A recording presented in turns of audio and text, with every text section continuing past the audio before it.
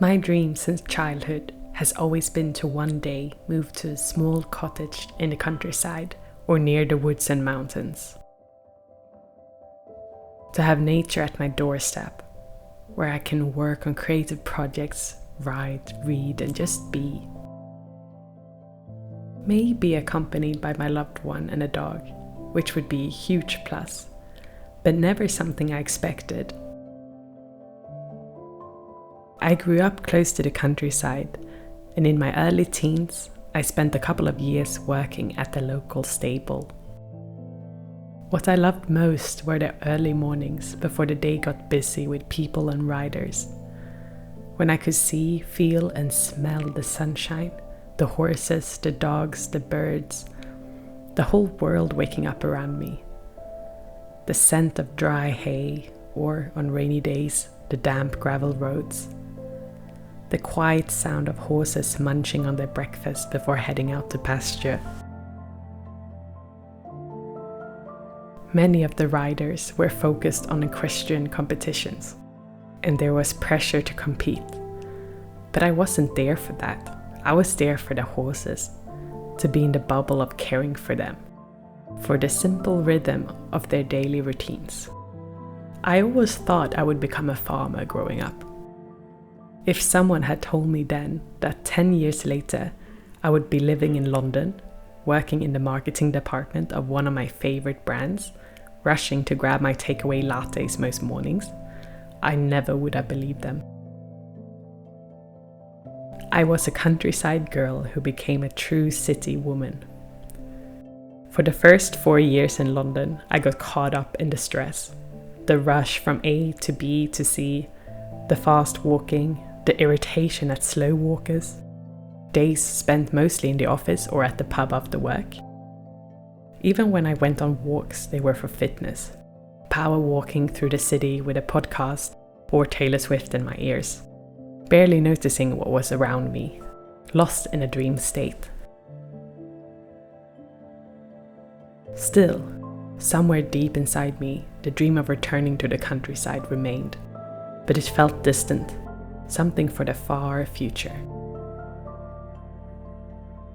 It took time, a fair share of anxiety attacks, and a global pandemic before I truly understood what I was longing for.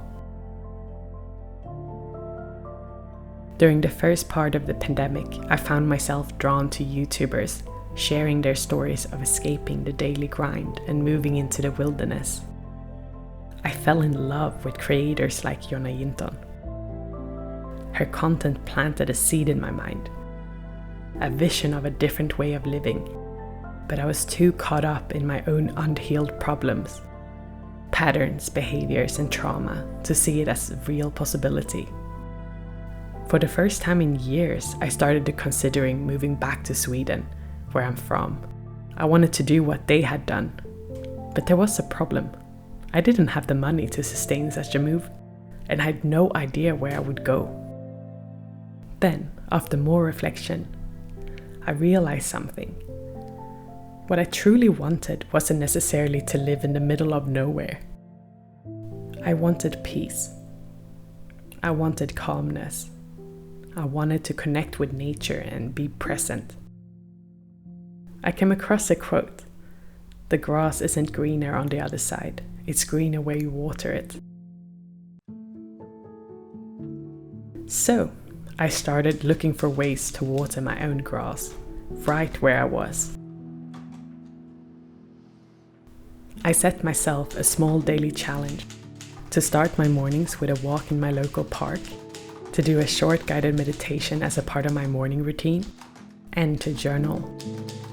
The more days I committed to these simple things, the easier it became to come back to my center. Slowly, I began to understand what people meant when they talked about meditation. The effects didn't come right away for me, but the more I practiced, just 5 to 10 minutes at a time, I realized it wasn't about stopping my thoughts. It was about noticing, without judgment, when my mind had wandered, and gently returned to whatever I had chosen as my anchor. I also started gratitude journaling, which helped me to become more aware of how my mind worked, by just writing down 3 things I was grateful for in that moment. I stopped resisting discomfort and anxiety or trying to escape it. Instead, I looked for ways to sit with it, to welcome it, to handle it with love. I turned drinking my morning coffee into a quiet ritual of presence.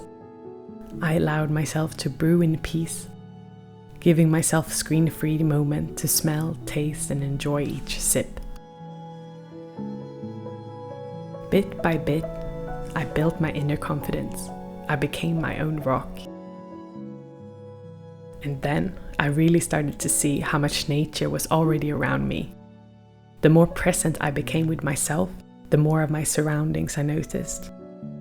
The charming little gardens in my neighborhood with spring blossoms, cherry trees, and tiny birdhouses. The little birds hopping through the quiet London streets. On my morning walks in the park, I began to notice how the sky changed when the sun rose and again when it set. No matter the time of day, there were always joyful dogs sprinting across the field or rolling in the grass. When I noticed flowers, I stopped to fully take them in, to see them, smell them, and soak in a quiet moment of gratitude. To create more good energy indoors, I started collecting plants and caring for them. Sometimes I brought home fresh flowers when I could afford to. Over time, by choosing one small thing differently each day, I changed.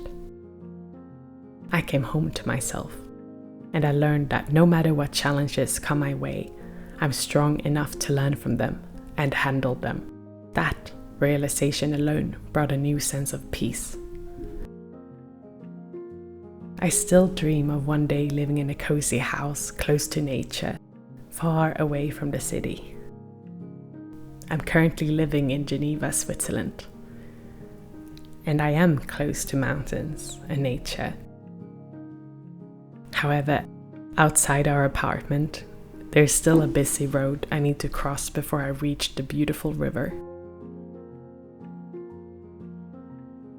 It's about where you choose to place your focus.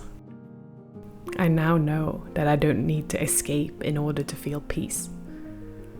And I become better at regulating my emotions and to guide myself gently into that mindset through presence.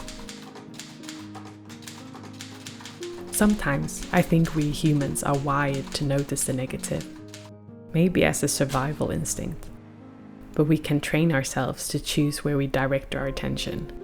And the more we do, and the more we do it, the easier it becomes to see the light in everyday moments. If you've clicked onto this video, I'm sure you share that same dream of longing for nature.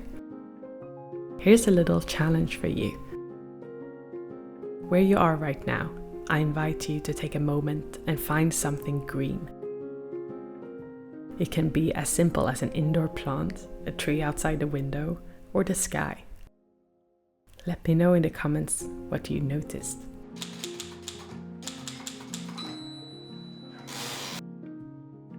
Thank you so much for watching this video.